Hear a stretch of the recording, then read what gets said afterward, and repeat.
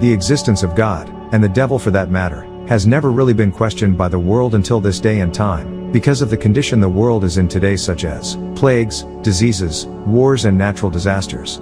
You have people wondering where is God and why hasn't he put an end to this pain and suffering? Because your leaders can't answer simple question like this. They'll just say have patience, God is the all-knowing. He knows what you are going through. He is going to deliver those who do good, not those who do bad.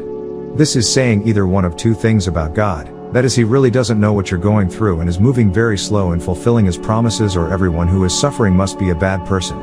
What people need to do is ask their leaders, teachers, preachers, sheikhs and imams, what has God done on the planet that renders him God, having godly qualities? Because once you've gone through the Bible, you yourself can see the flaws in God's character. And ask your preachers, what has the devil done that makes him such a devil? This scroll entitled Does God and the Devil Exist? Brings out questions for you to think about. What size is God? Where was God before the creation of the universe? Not only does this scroll question the existence of God, but also the existence of the devil. Did the devil tell Eve the truth in the garden? Was the devil a man, and if so, who is he now? Where is he now? Where was he when Adam and Eve were created? Is the devil only one person, and if not, can anyone be the devil? This devil, as you call him, just seemed to have popped up out of nowhere, like God did.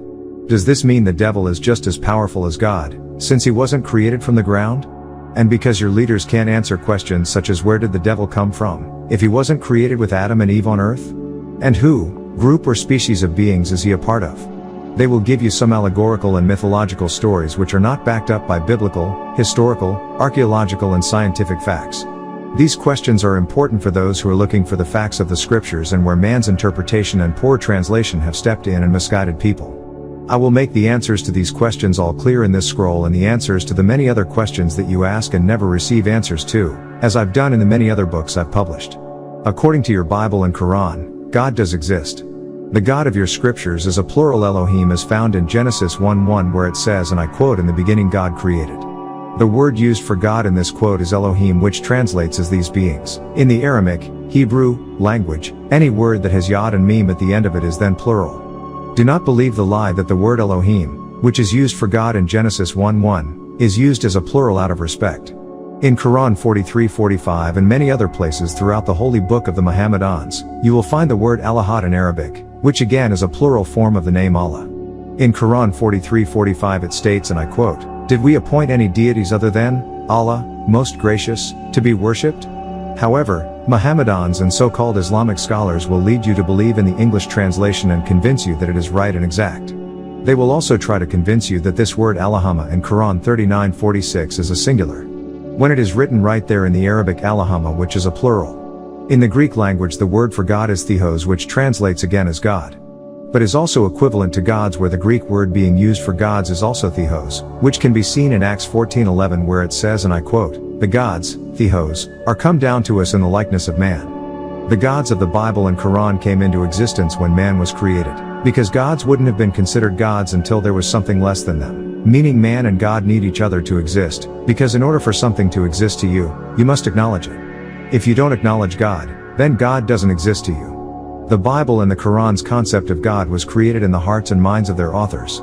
When these authors became authentic, their documents became authentic. Within the pages of their documents called scriptures, God and the devil were born. How does God's spirit move across the face of the waters, as it states in Genesis 1:2? First, let's assume that a spirit, which the Jews, of course, call ruach in Hebrew and the Muslims call ruh in Arabic, meaning spirit, is moving upon the surface of the water according to Genesis 1:2. Whose spirit is moving upon the surface of the water? God. If God's spirit was moving upon the surface of the waters, then what becomes larger? The water or God?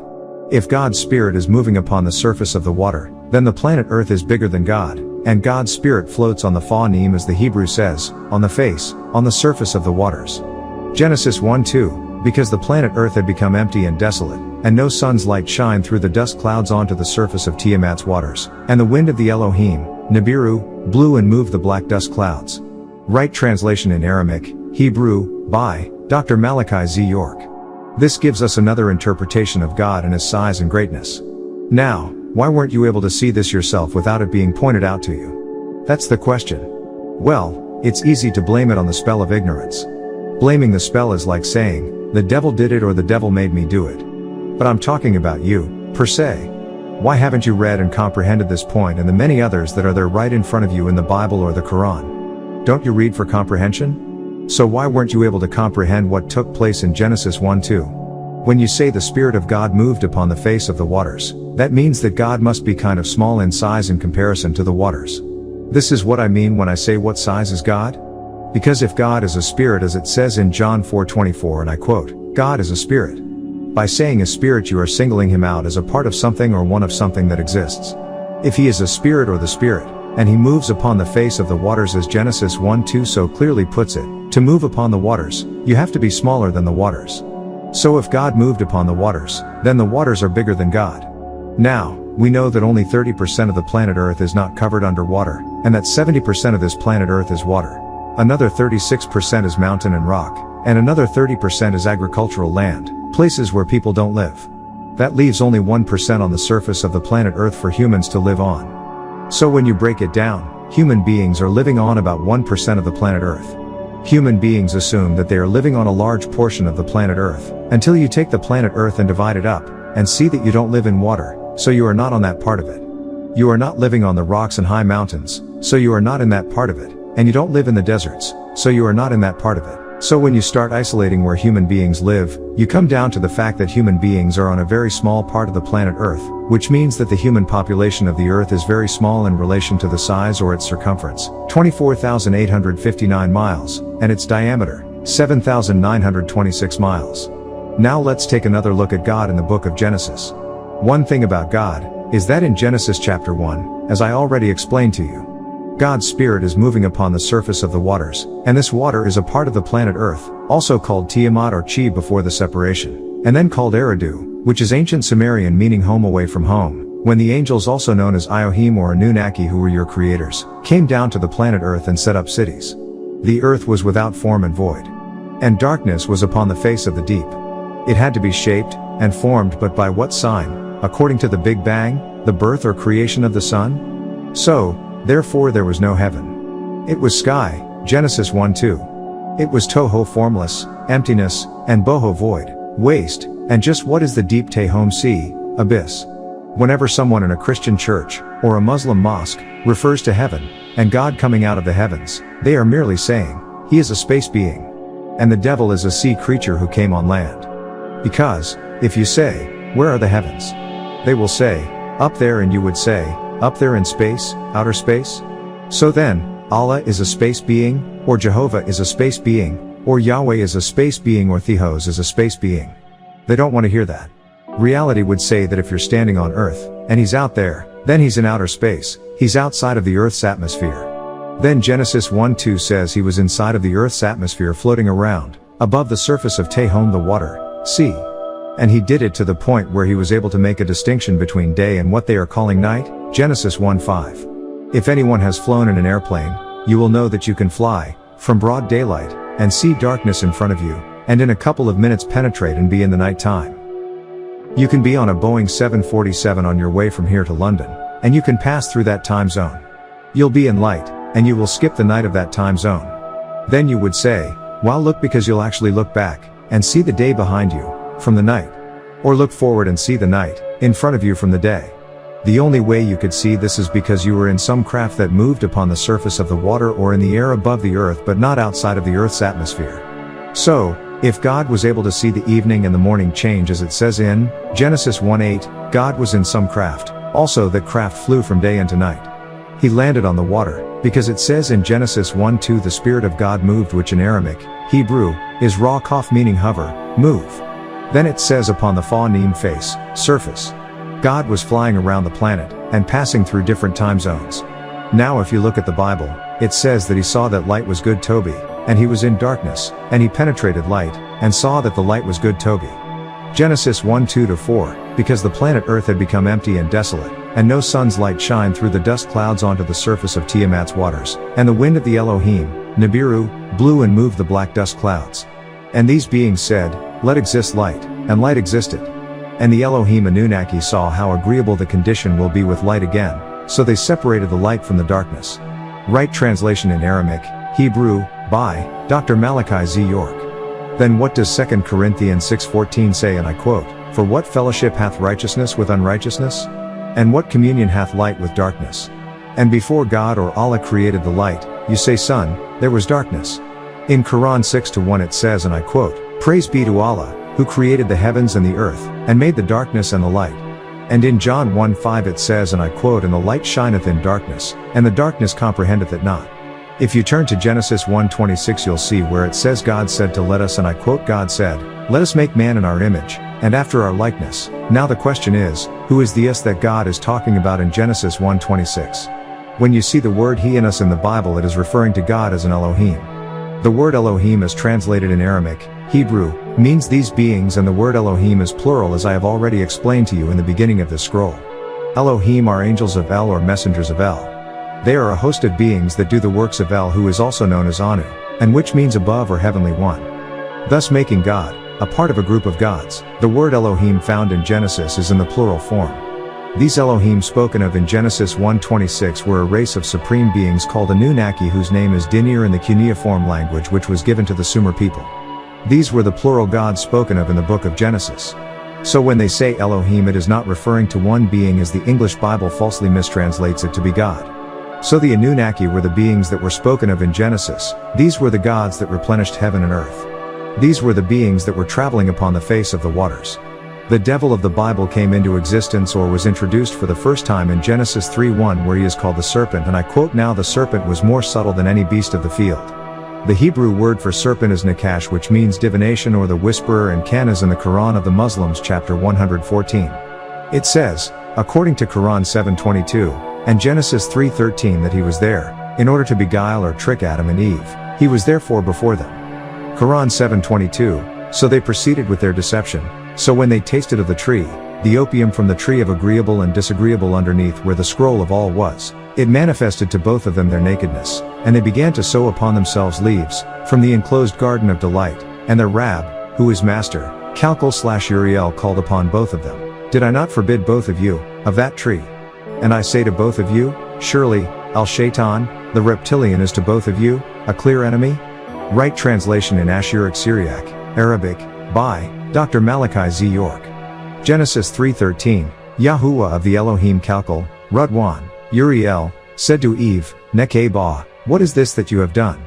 Eve, Nekeh-ba, answered and said, Nakash, Halil, the son of Shakar and Mylida deceived me into consuming it. Right translation in Aramaic, Hebrew, by Dr. Malachi Z. York. So this devil or Iblis or Shaitan or Satan was already there, or as the Quran says, he says, I was created before them of fire, free of smoke or smokeless fire, Quran 55:15, 7:11. You need things to start a fire, and oxygen is one of the main elements needed for a fire to burn. And what is fire? A fire is rapid, but continuous chemical reaction accompanied by the sending out of light and heat. Most commonly it results from a rapid chemical change in which there is a freeing of heat combined with oxygen by some combustible or burnable material. Flame and heat also may result from a reaction involving an element other than oxygen. In other words, it is the result of a rapid union of oxygen and other substances. Fire creates and makes toxins. Most people die from the toxins and chemicals that fire give off. Then there are gas fires, fuel fires, electric fires, spontaneous combustion fires, hell's fire, which according to the religious sector, is symbolic of the devil. So my questions to the Mohammedans are, which of these fires was the devil or Iblis created from? What things existed before Allah created the heavens and the earth? What things started the fire to create the devil or Iblis? Quran 55:15. These are just a few of the many questions that Muslims cannot answer. In the Quran 15:27 refers to Iblis as Narun al-Samyun, which means illuminated poison. What is meant by Iblis being created of fire means, it's talking about the anger. The hot breath you give off. The Kirlian form of fire called your aura. When you become angry, your personality changes from positive to negative, thus making your light, aura or color change. This is the same thing that happened to Iblis when Allah asked him to bow down to Adam and he refused in Quran 2:34, and I quote, bow down to Adam, and they bowed down. Not so Iblis, he refused and was haughty. Iblis was called haughty as well, which translates in Arabic as astakbira, which means big-chested, boastful and full of pride, pouting out of anger. When it says he is created from smokeless fire, it is referring to his nature. The devil can be anybody who loses touch with reality and goes ego-tripping and pouts out of smokeless fire, which is what Iblis did when he was asked to bow down to Adam. So when the word fire is used when referring to Iblis being created from fire is talking about his aura or his Kirlian form. Quran 55:15 confirms this because it says, and I quote, "And he created jinns from fire free of smoke or smokeless fire." There is no such thing as a fire free of smoke because no matter what kind of fire is burning, there is always smoke. So it is obvious that Quran 55:15 was not talking about your normal everyday fire. Nakash was created before them, because obviously they speak of the creation of Adam and Eve, Genesis 1:27. But where do they speak of the creation of the devil? The Bible refers to the devil as a serpent, Genesis 3:1. The devil wasn't from Adam and Eve's seed because it is stated in Genesis 3:15, and I quote, "And I will put enmity between thee and the woman, and between thy seed and her seed." This same story can be found in Quran 2:36. When God was talking to the serpent, he made a clear distinction between his, the serpent's, seed and woman's seed. Thus, the serpent didn't come out of Adam and Eve's seed. What is a serpent? It is a reptile, and reptiles dwell in water and some on land, Revelation 13:1. So the devil must have been a reptile. We know that Shaitan was in the waters before the earth was reformed because in Genesis 1:2 it says that darkness was upon the face of the deep, and we saw the deep was the water. So he was in the waters. We saw he was called a creature. How do we know he was in the waters? Well, ask yourself, is he mentioned in the Bible or the Quran when Adam and Eve were created? No, but we do see that he just appears in the garden. So where did he come from?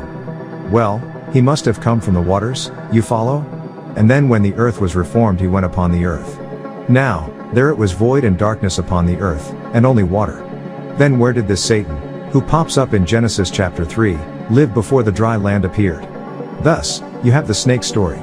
The Quran of the Muslims says that the devil was created before Adam and Eve in Quran 7:11-12, where he says himself, "I am better than he, thou didst create me from fire, and him from clay." Iblis literally asked Allah, "Why should I bow down to Adam who is created of clay and I was created before him of fire?" The word used for bow in Quran 7:11-12 is sajdat, which means to prostrate. And what do you do when you prostrate? You put your face to the ground. If the devil is in heaven, then the devil couldn't bow. In order for Iblis to bow to Adam, he had to be standing on solid ground, which means they must have been standing on some type of firm foundation such as the earth or heaven has floors. The devil was being asked to prostrate to man who was made of clay, as the Quran 23:12 puts it, is a sin. Then the law still existed not to bow or worship anyone other than Allah, which left the devil between a rock and a hard place. They understood back then, in the ancient tablets, that this Satan was some type of reptilian who lived in the water before the dry land reappeared, as Genesis 1:2 makes it seem. Then when the dry land appears, this reptilian obviously came onto land to influence these new created or procreated beings, Zakar, Adam, and Nekeba, Eve. And if the devil was created before Adam, this would mean the devil would have had to have been created within the 6 days of creation before Adam and Eve, because that's when all the minerals were created. That means that he came with the creation of the heaven and the earth. Genesis 1:9-10, "And the Elohim Anunnaki said amongst each other, the waters beneath the skies are to be brought together as one mass as oceans, rivers, streams and lakes, and let the dry land be seen. And this happened. And the Elohim Anunnaki called out that the planet earth will be called dry ground, the land mass, Chi. And the waters that were gathered together they called the seas, Tiamat, and the Elohim Anunnaki saw that things this way were agreeable." Right translation in Aramaic, Hebrew, by Dr. Malachi Z. York. So now we have another approach of looking at Shaitan, Satan, or the devil, or the serpent, as a reptile who religious scholars describe as moving on his belly like a snake, Genesis 3:14. Scholars will draw all of these conclusions about the devil being a snake, however, they fail to realize he had to have dwelled in water.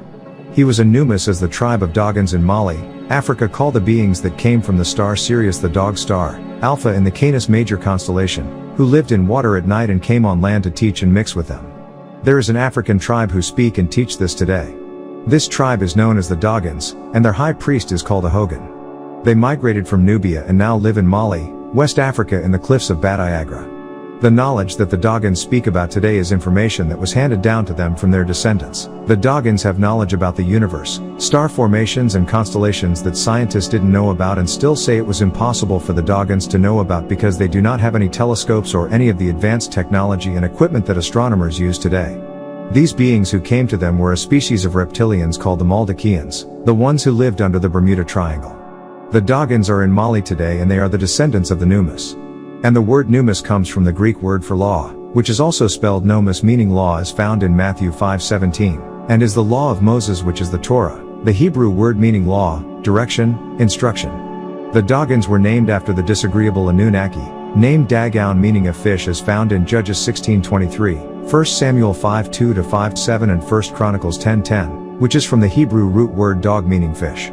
According to online Bible Strong's Concordance, Dagon is the Philistine deity of fertility, represented with the face and hands of a man and the tail of a fish, which proves that these reptilians were from the water, as I mentioned earlier.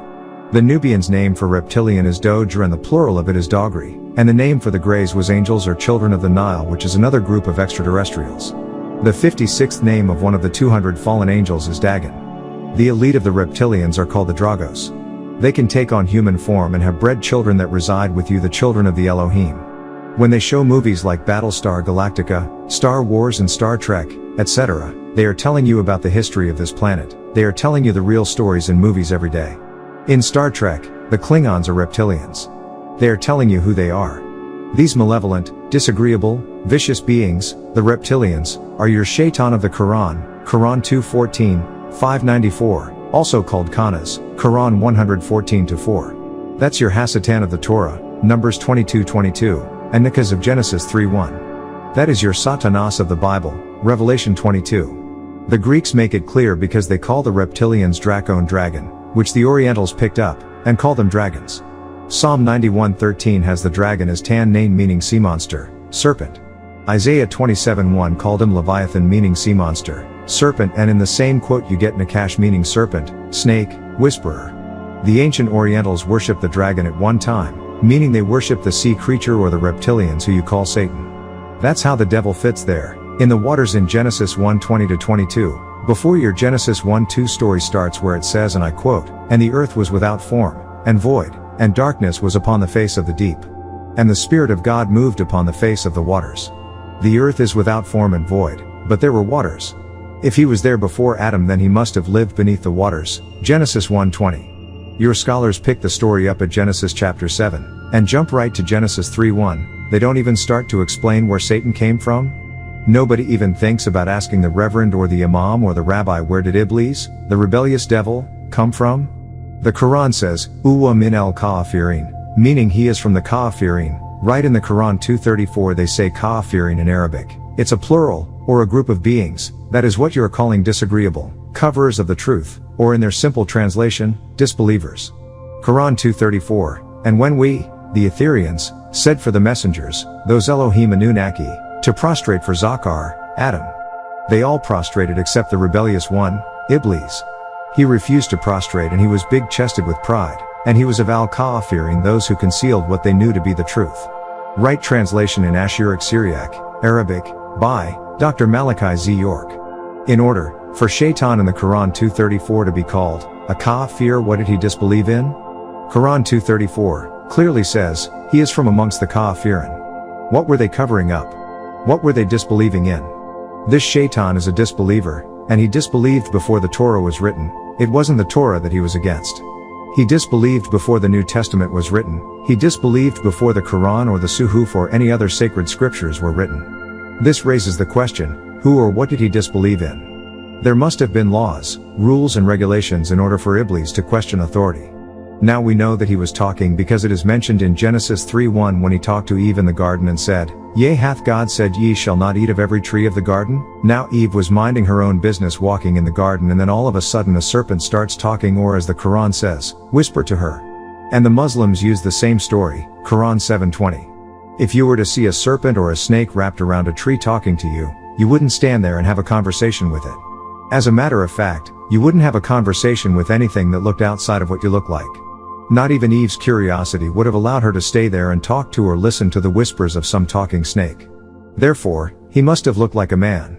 Here we see that one thing, this snake man was a disbeliever in Adam and Eve's gods, the Elohim, the one named Kalkal whose god was Anu, the El.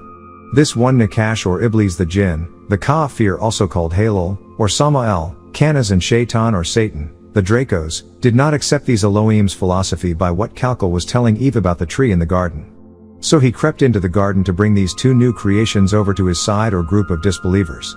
He told Eve that the Elohim Kalkal, her god, was lying to her about the fruit of the tree because he did not want them to be as knowledgeable as he was knowing good and evil, Genesis 3:5.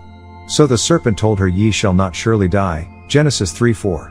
Calcul knew that Adam and Eve would not die because anything in physical body is destined to die, meaning you will age and eventually die. Genesis 3:3 is not talking about that kind of death. Genesis 3:3 is speaking of an immediate, on the spot, drop-dead kind of death which the Elohim knew would not happen to Adam and Eve if they ate from the tree. The Elohim Calcul told them this in order for them to have obedience. This is just like when a mother tells her child, don't smoke reefer or you will become a drug addict and die. But the drug pusher who's trying to sell you the reefer tells you, look, I'm smoking it and I'm not dead. Go ahead. As a punishment, Adam and Eve were cast out of the protection of the enclosed garden of delight outside where the beast of the field dwelled, Genesis 3:23. All kinds of evil people who were called kafir or jinn. But the Bible never comes out and say the devil was cast out of the garden. He was sentenced to go upon thy belly, Genesis 3:14. And if this particular snake was talking to Eve in the garden, and snakes as you know them haven't talked since, means that the God of the Bible and the Quran gave the serpent a larynx for the sole purpose of beguiling Eve. This goes back to my original point about the serpent having to have been some kind of being that looked, walked and talked like Eve, because as you know, serpents or snakes move on their bellies, which means that the serpent who was talking to Hawa or Eve was, again as I mentioned earlier, standing erect. So Islamic scholars and Mohammedans don't want to address, where did Shaitan come from? Why is he a plural?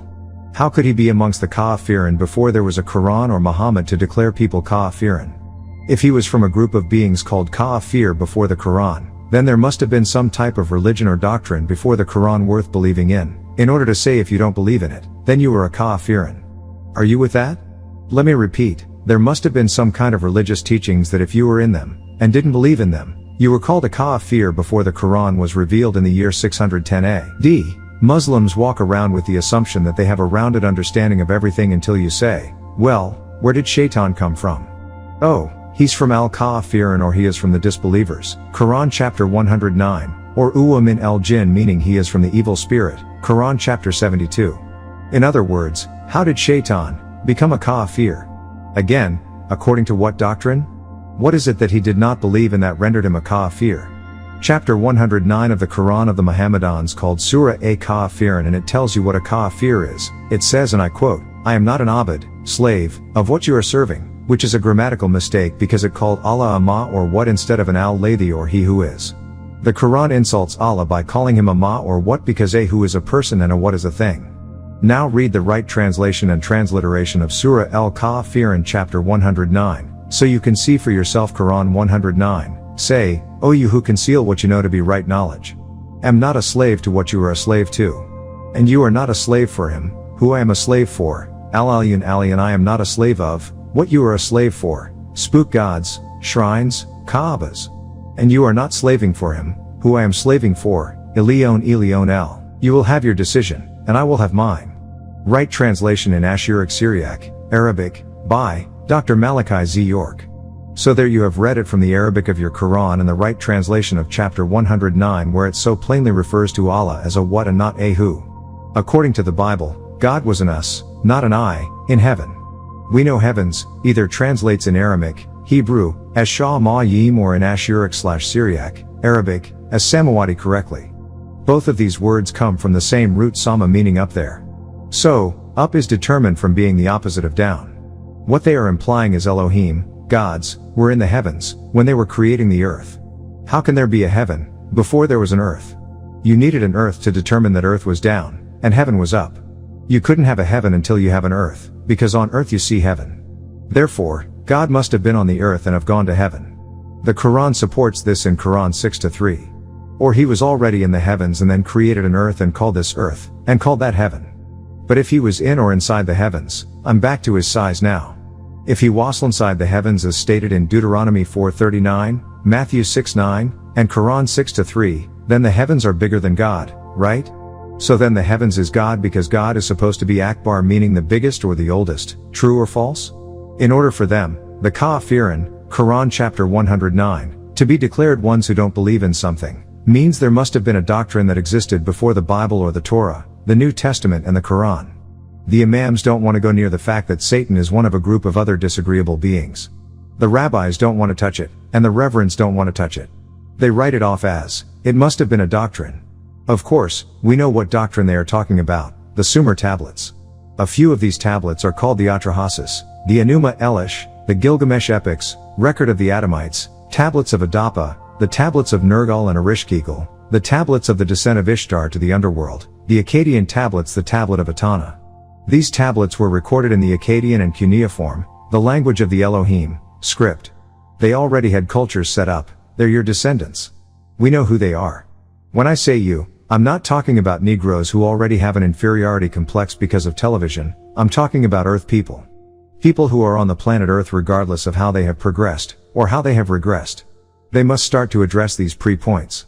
Because, if you start dealing with the pre-points, it will give you a better understanding of how much, or how less of an amount of information has been given to you from the Bible and Quran to now. Are human beings part reptilian? Don't act like humans are not reptilians or serpents. You yourselves call each other snakes. Because when you get mad you say I'll cut your throat you snake, or when someone betrays you, you call them a snake in the grass.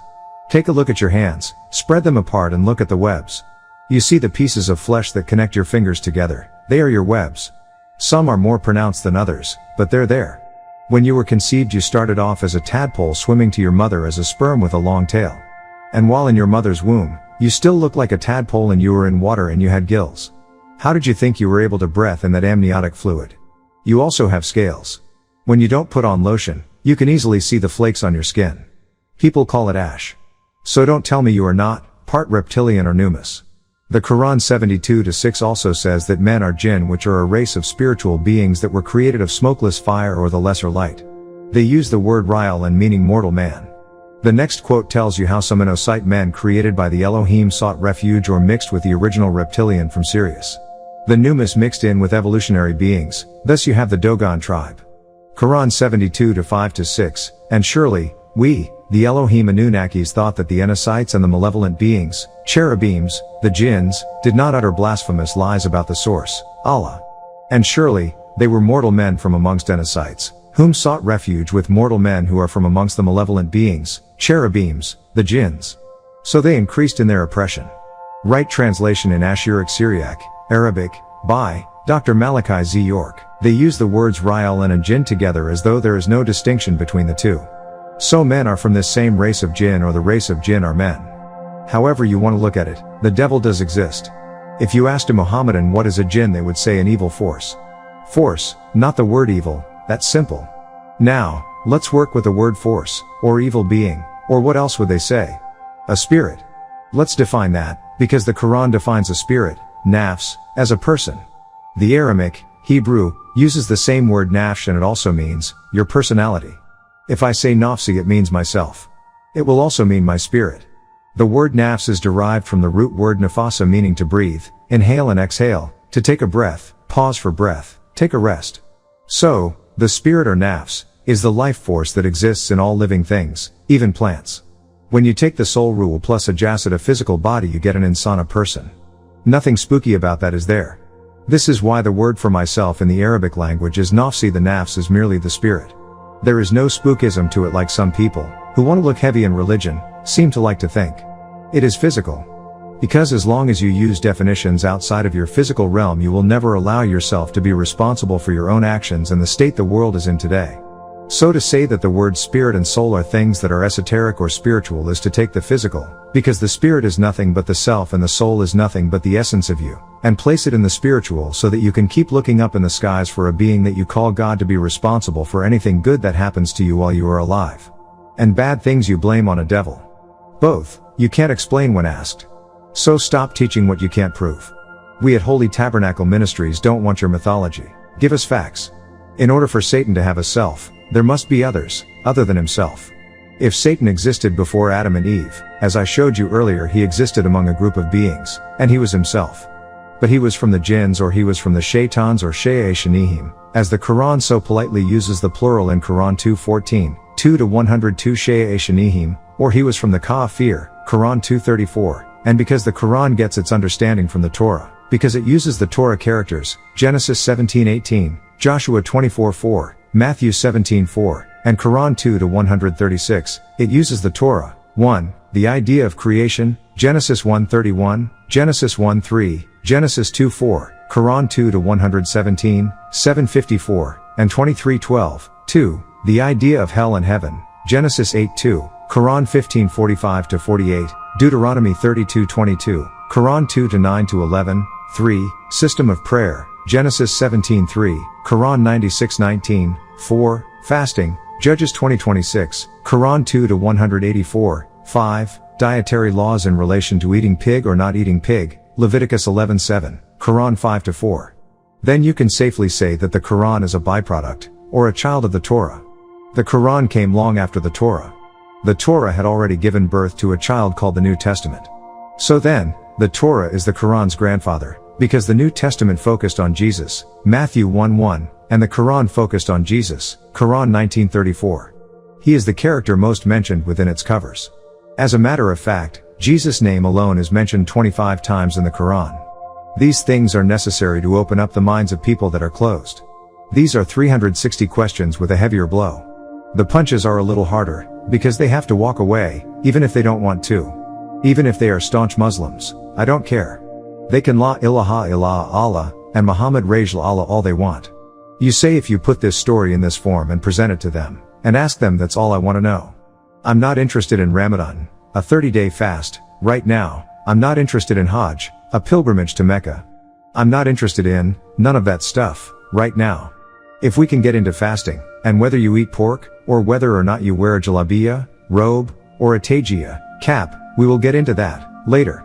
Right now, I'm not going to talk about Allah, because everybody is always asking the same question: where did God come from? Where did Allah originate? I got a new question that nobody asked. We want to know, where did Satan come from? And don't say, from the Kafir'ona, that's not enough. I want to know where these Kafir'ona come from. Who were they? And what did they not believe in that rendered them Kafir'ona? And what were they doing in the water? What was Allah doing moving around upon the face of the water? Let alone, walking in and out of the garden, in cools of days, Genesis 3:8? Once we get answers to this type of questioning, we can start to shake the doctrine of those reptilians, who have telepathically put our people under a spell called religion, a Greek word therskia meaning fearing, cry aloud. And once we give this man, or this being, or this snake, or whatever you want to call it, back his religion, fear of hell or fire, I guess they will say, we are brainwashed. And I say, wonderful, and I've been saying this for 25 years, you need your brains washed. You need a new kind of detergent to wash your brains of these stupid things that they got you sitting around idle in synagogues and churches and masjids, chanting for something that doesn't happen. Praying for things that aren't coming to pass, and lying to yourself, and telling yourself that you don't understand the spirit of Christmas. You can listen to Christmas carols, and you get the same spirit like everybody else. The Quran chanted sounds good, and so does Silent Night. That's the truth. When you were Muslims on this side of the ignorant pole, you were saying that Silent Night, man, they got to go, that stuff isn't right. It isn't. Jesus was born in a manger. You're so busy talking about the story that you were lying to yourselves. You walk by, and see a Christmas tree in your mind, but when you're with your friends, you say, there is no tree, it was cut down. What does the tree have to do with Jesus? Our whole book on Christmas is true. Yes, Christmas was fabricated. So what about Ramadan? Then, let's talk about Hajj. Let's all put on 2 sheets. No. Let's put on 2 towels. Don't you remember when you had it on in Mecca, saying, this is only a towel, I could have bought these with me, I could have got these at the hotel, before I got here. Let's run around a cube building, kiss a rock, cut a piece of my hair out, throw a bunch of pebbles at another rock, and go home and say, I'm a Hajj, I made a pilgrimage. What was the point? What did you do? You reenacted Hagar's depression, Genesis 16:6-8, and what did it symbolize? It symbolized Abraham not being fair to his wives, Genesis 16:6. This is something that the Quran tells you don't do. If you are not going to be fair with them, then have only one, Quran 4:3. The moment Hagar had a son, and Sarah became jealous, Abraham took sides, Genesis 16:5-8, the great Abraham, the father of many nations, Genesis 12:2. Quran 4:3, and if you fear that you cannot be fair to the orphan women, then marry what is good for you, of the Innocite women, in 2s, and 3s, and 4s, but if you fear that you won't deal justly, then have only one wife, or if you can't afford a dowry, then take that which your right hand possess, women taken in battle or slaves. This will be more suitable, that you won't turn from being just. Right translation in Ashuric Syriac, Arabic, by Dr. Malachi Z. York. Genesis 16:5-6, and then Sarai said to Abram, my injustice is your fault, I gave my slave girl unto your bosom, and she saw with her physical eyes that she had became pregnant. I became despised in her eyes. Who would judge between you and me? But Abram said, Sarai, here your female slave in your hand, do to her that which is agreeable. And Sarai put her down, and she, Hagar, ran away from her face. Right translation in Aramaic, Hebrew, by Dr. Malachi Z. York. Then, when Sarah had a baby by some extraterrestrial going into her tent, Genesis 18:9, and artificially inseminating her, and opening her closed womb that the Pharaoh Abimelech's wives had closed, so she could not give birth to a child and take over Egypt, Genesis 18:9. We are talking science. Who were the Egyptians? Noah's son, Ham's son, Mizraim, who became the alchemists, the scientists, the physicians, the magicians. Moses and Jesus both spent the first part of their lives in Egypt, Miri, thus they received Egyptian teachings and learned Egyptian sciences. So the so-called miracles that Moses performed, like making water come from a rock, Exodus 17:6, or when Jesus changed water into wine, John 2:8, is simply the science of alchemy, the transformation or changing of molecules. When Sarah was taken into the courts of the Pharaoh Abimelech, being kidnapped from Abraham, Genesis 22, for that period of time, and the Pharaoh's wives are saying, no, she isn't going to have a baby here, so that the Israelites, or Hebrews, will become the leaders of this land, they took her and gave her a tubulization or had her tubes tied. Sarah and Abraham didn't have any knowledge of tubes getting tied. They were too busy running around the wilderness worshipping rocks, and altars, and cutting up animals, and burning blood. They were Israelites who weren't into that science that the Egyptians had in ancient Egypt. Then these same beings that artificially inseminated her came to Abraham and Sarah again. They call them angels in the Bible, Genesis 32:1, they call them Adonai, Genesis 18:3, they call them Yahweh, Genesis 18:1, they literally say Yahweh when Abraham saw Yahweh and two other Adonais, two masters, coming with him, Genesis 18:1-3. Abraham ran out because he recognized them and fell at his feet and prayed to them. I thought it said don't have other gods before me, Exodus 23. Genesis 18:2, and he raised up his eyes and saw with his eyes, and behold, 3 Enochites, human beings, stood over by him, Abraham, and when he saw with his eyes, he ran out to meet them from the tabernacle door, and prostrated himself to the earth. Right translation in Aramaic, Hebrew, by Dr. Malachi Z. York. Isn't that what it said? What was Abraham, the father of many nations, doing on his face prostrating before the 3 men, Genesis 18:2? They were representatives of the Lord. Well, in Revelation 1:9, 22-9, a representative of the Lord was there and John fell at his feet. And what did he say? He said, get up, I'm your fellow brother in tribulations, Revelation 1:17. What did Jesus say about the serving of 2 masters? Don't serve 2 masters, Matthew 6:24. There were 3 masters there in front of Abraham and he was serving them. And so was Lot, Genesis 19:1.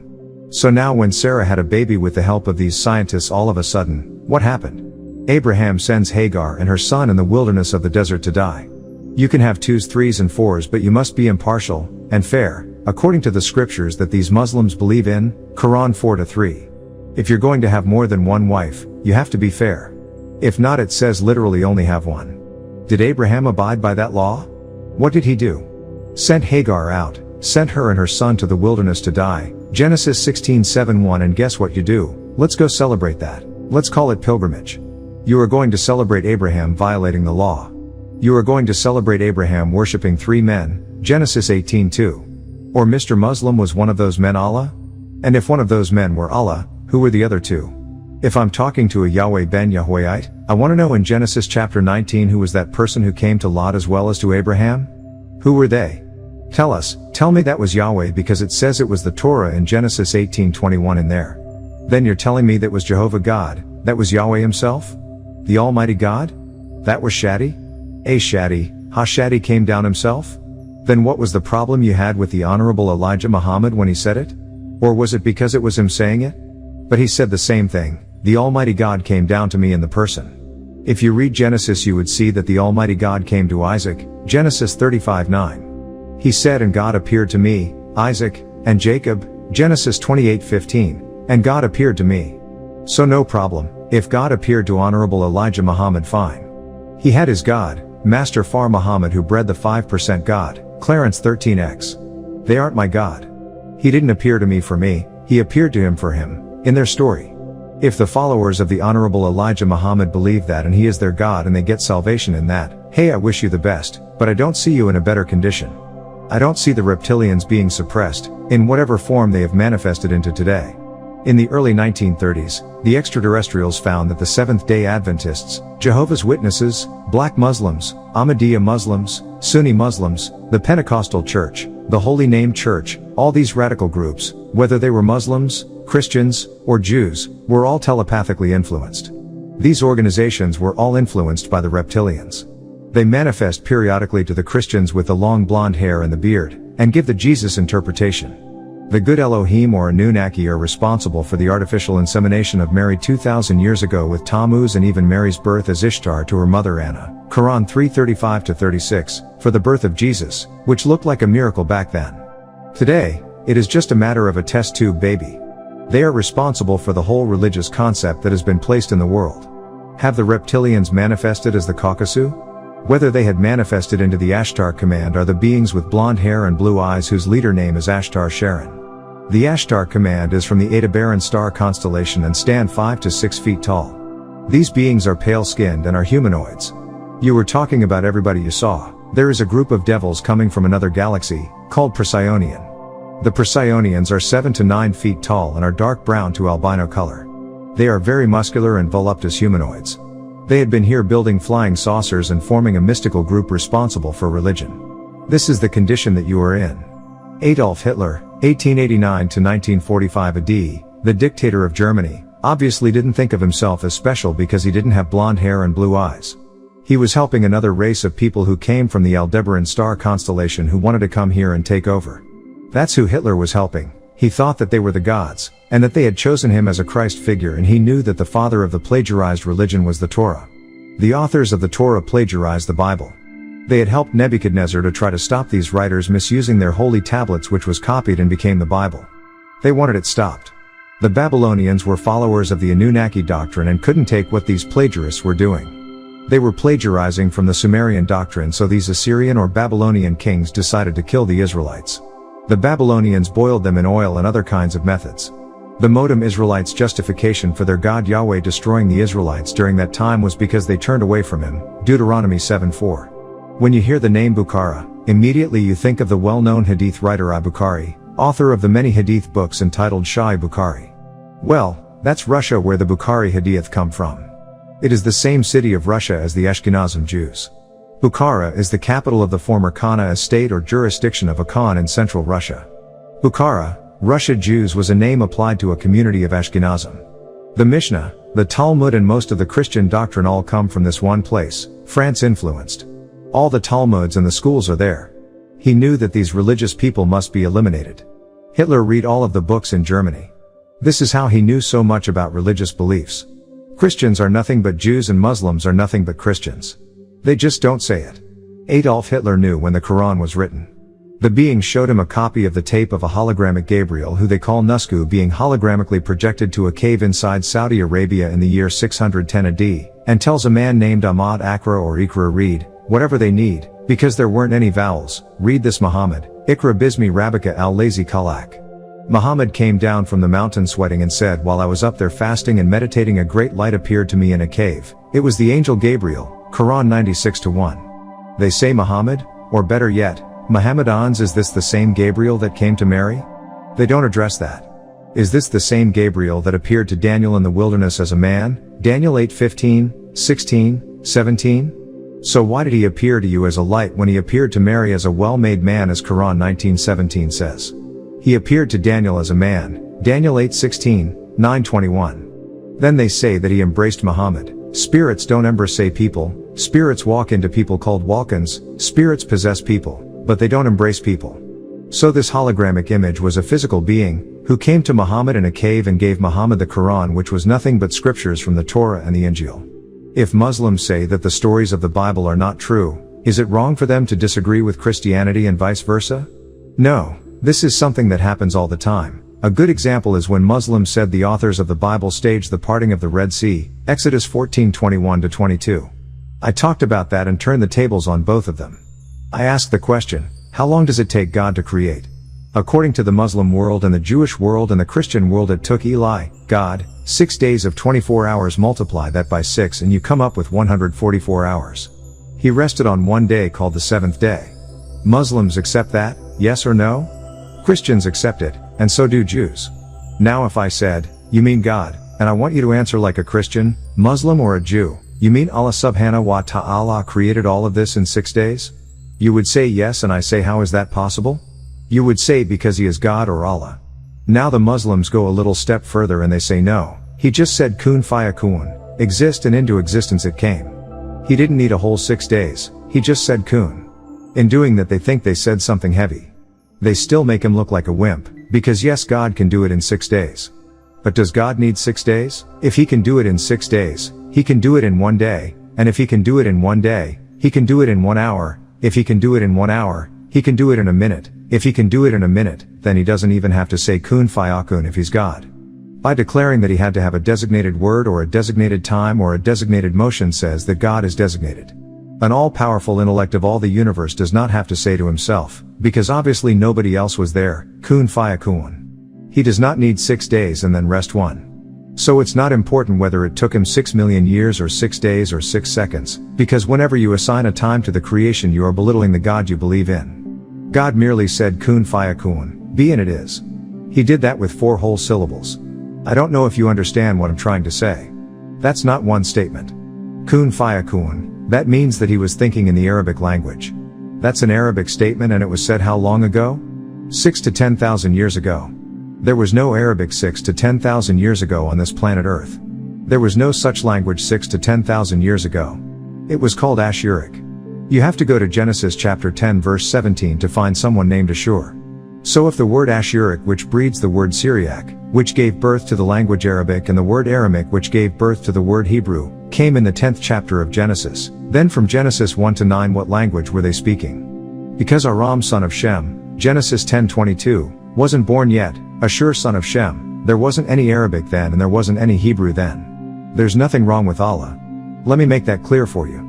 Ashur is older than Aram, so what they're calling Arabic is older than what they're calling Hebrew. We know they are both dialects of the same language. When you write Allah in Hebrew you're writing Aleph, lamed Heth.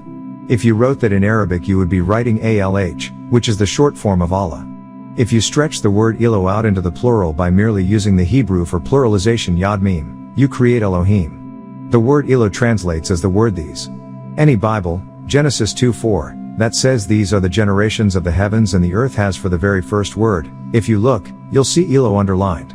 That is the word these and is the same word as the Ashuric Syriac, Arabic, Ila, and the Aramic, Hebrew, Elo. Genesis 2:4, originally right translation originally 2:1, these Elohim Anunnaki are the genealogy of the skies Rizq of Ilion, a planet of another galaxy, and the planet Earth, Chi, when they were reconstructing and procreating, in the day that the Elohim Anunnaki made the planet Earth, and its skies appear. Right translation in Aramic, Hebrew, by Dr. Malachi Z. York. Now you found out that the word these is the word Allah, as we already said. When they add the Hebrew letters Yod and Mim, which is the plural, it becomes these beings. Then the Greeks got it and added O's to it just like you would add T or ED words. They add the O's on the word these and it became Theos, the Greek word for God or gods. Because you know these and the are the same thing in plural, Theos. Arabs say Allah, Alif, Lam, Lam, Ha is, Al, the, La, for, who, him. Some say the source, some say the absolute, and that's how they will interpret the name El in Aramic, Hebrew, Alif lamed as the absolute, when there is another attribute of Allah and it's called Alif Lam Lin Lam Ya I-Ali, the 36th attribute, which breaks down the Lin Lam Ya. In Hebrew it's the same thing, Lin. We put Ha instead of A. That's the one which you can see. The Ha in Hebrew today is nothing but a Lam and an Alif, turned upside down. So this here is Ali, which is up on or upon, which is up on or high or highest.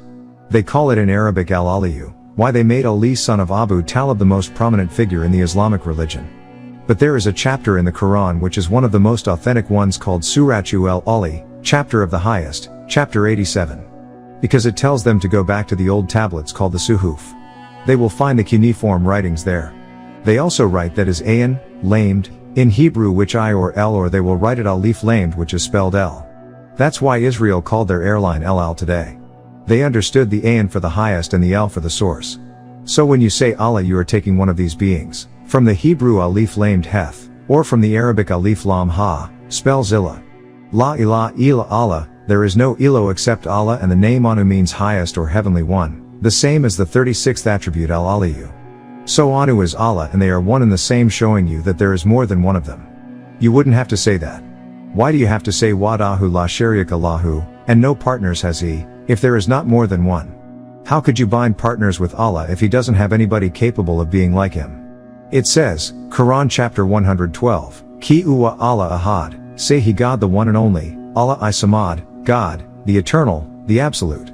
So if Allah is Al-Samad the absolute, according to their meaning of Samad, he can't have a partner, because it says, Kufan ahad, and there is none like unto him. So how can I become a mushrik, idolater? How can I bind partners with Allah? In order for me to bind partners, there must be someone equal to Allah. So if I bind partners with anything less in power and glory and might, I won't be binding partners with Allah, I'll be worshipping a subsidiary like they do Muhammad. So when they make a statement ashhadu an la ilaha illa Allah wadahu la sharika lahu, you're making a statement that I stand witness to this one Allah, not the other ones. He is alone. What does he say in Exodus 23? I am the Lord thy God, ye shall have no other gods before him. What you were worshipping and adoring was the Allah of the La ilaha illa Allah, the one assigned to you sent by Anu. He was called Tammuz, one of the Elohims or Allahs. He is alone and has no partners. There are many gods on this planet, many Allahs in Quran, whether the Muslims want to recognize it or not. The Hindus have their equivalent to Allah, the Native Americans have their equivalent to Allah, the Eskimos have their equivalent to Allah, the Australian Aborigines have their equivalent to Allah, the Druids have their equivalent to Allah, the satanic worshippers have their equivalent to Allah. Whether the Muslims want to pretend that there is no other human being with the same brain capacity that they have, utilizing it to worship some being which would be equivalent to Allah or not, is up to them. They can play stupid to reality, but in reality, the ancient Egypt Horus was God like Allah, Amun-Ra was a god Allah, Amun and Ra were two gods who became one, just as Allah and Rahman were two gods which became one, who was a god like Allah. They were telling these beings of the Native Americans, of the Eskimos, of the Australian Aborigines, are not your Allah. You should have none but this one, and him alone shall you serve. He only listens to those who praise him. So to him is due all praise. All praise is due Allah, he is the master of the universe. He is the yielding and he is the most merciful, the ruler of the day of judgment. Is it your day of judgment or is it the Hindus' day of judgment? They don't believe in the day of judgment. The Christians have a different day of judgment than Muslims. The Eskimos have a different one than the Native Americans. So I'm talking about the ruler of the day of the end of your species. Your type of being. Your spiritual adoration or submission to some being. He is Lord of all the worlds as they put it, that's what it's talking about. Then it goes into what? He alone do we worship and he alone do we. Why do I have to keep stressing that he's alone if there are no partners for him, to him? Why do I have to keep saying he's alone? If Allah is alone, I do not have to keep saying that. You get the point? So there is nothing wrong with being Ansarullah. Do you hear the name? For 25 years of worshipping Allah, you kept reading so much crap that you were reading other Allahs. You are not into Allah as these beings when you were assigned to an Allah who would be responsible for you, in whose image and in whose likeness you were created. Do you understand that? But no, you want to read a star of books by Masons and listen to the Indians about shamans talking about their gods. Then people said that I had to write a book about why Allah should not be called God, edition number 29. What was I saying? I was trying to tell people that when you say God you have to understand what culture you're in and what they mean by God to find out whether the title God applies to what you are calling God or not. If you're standing next to some person and he says I worship the Almighty God, Allah God, God Allah, fine. Then he says he's a satanic worshipper. What do you mean? Well, God is Satan to them. They call him Baphomet, the satanic goat of Mendez, who is the god of lust. Albert Pike, the Grand Commander, Sovereign Pontiff of Universal Freemasonry, teaches that Satan is the god of Masonry. Yes, Lucifer is God. If you don't believe that God is Satan, then this would not apply to you. The Pope teaches that Lucifer is God. The word Lucifer comes from the Latin word lucifer, which means light bringer, light bearer. The Catholics practice these light bearers, which means that they worship Lucifer in their churches. So stop thinking that because people use God, Allah, etc., that it's the same one you are referring to. Anyone can grab the name God and use it. Satan can be called God and do devilishment in the name of God. Do you realize that they believe? If you walk through Egypt today, you would come across Egyptians named Paul. They were not converted to Christianity. They were born and raised in Egypt in a place called Mahdi, which is one of the main places, and for one they are Coptic Christians. When they write Jesus they call Jesus Ibn Allah. They don't know about Walad, son by birth, Ibn, son by adoption. Another place they call Jesus Allah. Lebanon does the same thing. There are many Arabic-speaking Christians. The Jehovah's Witnesses refer to Jesus as Allah in their Arabic translation of the Awake magazines. So if I'm talking to someone who's fluent in Arabic, and he's a Jehovah Witness and we're discussing Allah, I may think as a Muslim that he's talking about the Allah of the Quran and that we are talking about the same Allah, and he's talking about the Allah of the New Testament, another Allah. So is there more than one Allah? Yes, because the Jehovah's Witnesses have made him more than one Allah. How can there be more than one Allah? The very fact that Swahili is a language that was formed from Bantu and Arabic, and all the people that speak Swahili are not Muslims, but they have incorporated Allah into their dialect that applied into their tribal gods, or in the Yoruba religion of Nigeria that gave birth to the Voodoo religion, the temple where they have Obatala. The phonetics are there. So we had to single out which Allah we worship.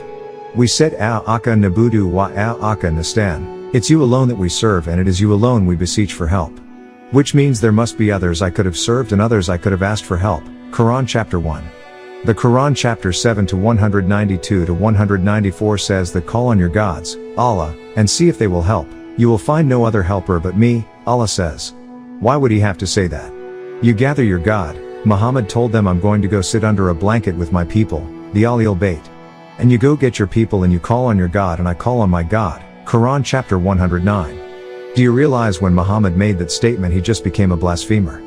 He just violated the laws because he gave them a God equal to Allah by that statement. That's not found in the Quran, that's in the Hadiths. That's snuck in through innovation, that's snuck by those demons, while the Muslims are reading it. When he says hear and obey even if it was an Ethiopian person is your ruler. Do you hear the even, and if the argument is not about that, you get your point across. See, that means that some dark-skinned Ethiopian person would rule us. That's not what's important. The point is whoever wrote that said even if it was an Ethiopian person. What do you mean by that? You won't hear that, because you're hearing what you want to hear. H 445, Anas ibn Malik reported on the authority of the Prophet, peace and blessings of Allah be upon him, saying, hear and obey even if an Abyssinian is appointed as ruler whose head seems to be like a raisin. You hear and obey even if an Abyssinian, which are Ethiopians. I mean, once there might have been a Mujahida. What about the even if and the person who wrote it could have not been a Nubian? See the game. Islam is saturated with these linguistic tricks that they never will hear. Let me say it again, la ilaha illa Allah Muhammad Raj Allah. You have just binded partners with Allah because you just put in one statement more than one Allah. In their kalima, they call it kalima tayyiba, the agreeable one or the right one. Look what happens, la ilaha, a short form for Allah, la ilaha except ila Allah. Number 2, Muhammad, a man is a rusul, a word meaning sent from Allah. You got two Allahs in one short form in one sentence. Every time they open their mouths they have the Father, the Son and the Holy Ghost. Every time they say the Tasmiyah, Bismi Allah, they got Allah, Al-Rahman, Al-Rahim, the Son and the Holy Ghost from the same source, Allah. Then Al-Rahman, Al-Rahim, those are the Trinity right there. Now look at this, take the first chapter of the Quran and read the first line, Alhamdulillah Rabbil Alamin, which translates according to the Abdullah Yusuf Ali Quran, praise be to God, the cherisher and sustainer of the worlds. Now ask yourself if this Quran is coming down to the Prophet Muhammad by way of the angel Gabriel from Allah. Then who is talking, because it clearly says, praise be to God. If this is from Allah himself it should read praise be to me. If they say angel Gabriel is saying it, then it is the angel Gabriel's revelation, not Allah's. These people do not know who and what God is, or even if he really exists. Because Islam comes from Judaism and Christianity. It was the Christians who created the God of Islam, and Muslims will never admit to that. They got so far away from reality that they will never see it. They will call you a kafir. You mean the same word kafir, meaning disbeliever, that the Quran claims that Satan, which they call Shaitan the devil, came from in Quran 2:34, where it says, and behold we said to the angels bow down to Adam and they bowed down, not so Iblis, he refused and was haughty, he was of those who reject faith. The word Iblis is another word for Satan, and the word reject faith in the Arabic of that Quran is mina kafirin, from the disbelievers. So is this the same group of beings? For this is in the plural disbelievers that Satan belonged to, or is it in the Quran chapter 109 entitled Al-Kafirin and referring to mortals someone different? Is this a new sect of Kafirones? I ask then, which Kafir is Suratu El-Kafirin, the 109th chapter of the Quran, talking about the Kafir from Iblis's time, or this one from Muhammad's time, which is only 1,400 years ago? They are all the same. Then what was the religion of Satan's time? They made him Kafir, get that in your head, because it takes those things to open you up enough to sit yourself back, and say, let me check out everything that I hear from now on. Really listen to what they are trying to put in your head, and why. Because it kept you sedated. It kept you in a blind state. Religion keeps you in a sedate state. We spent all day Friday from 1 o'clock to about 3 o'clock just making sounds. We call it praying. Still making sounds whether you were listening to Marvin Gaye or Sheikh Abdul Basit from Egypt or your imam reciting.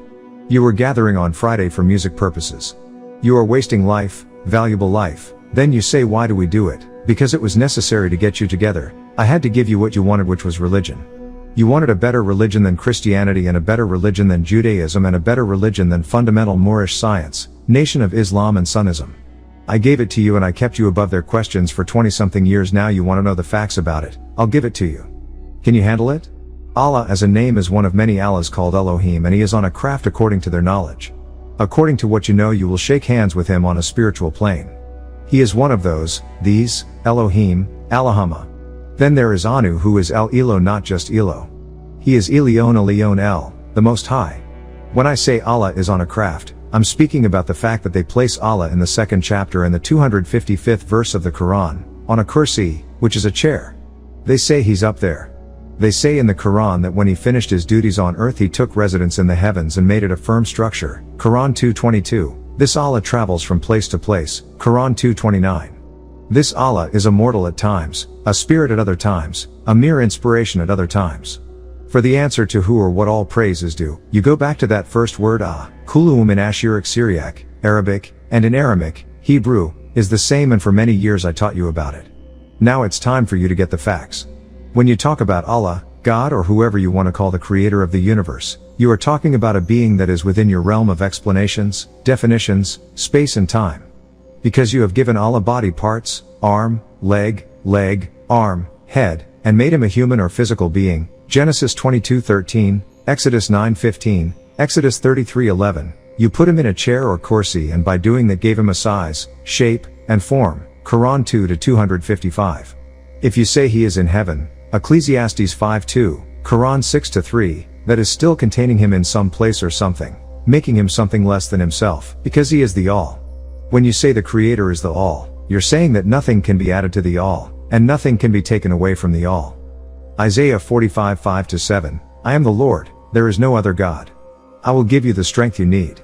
Although you do not know me, I do this so that everyone from one end of the world to the other may know that I am the Lord and that there is no other God. I create both light and darkness, I bring both blessing and disaster. I, the Lord, do all these things. Right translation in Aramaic, Hebrew, by Dr. Malachi Z. York. Let me put it to you another way. When you look at a person, you see just an individual. When you look at that person under a microscope, you can get closer and closer to that person until you can see right through them.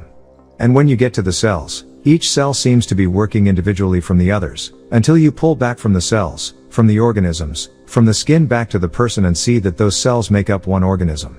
If you take it back further, you no longer see one person, you see a group of people. Pull back further, you see the planet Earth. Is the planet Earth a living organism? Yes, it is. It is a living and breathing entity. Everything on the earth is a part of the earth. And the earth itself is part of the universe. It is part of the all. As a part of the all, al-Kulum, from the inside, you become the sons of God, and as sons of gods, you are indeed gods, as Jesus quoted from David's Psalm 82:6, ye are gods, and all of you are children of the Most High.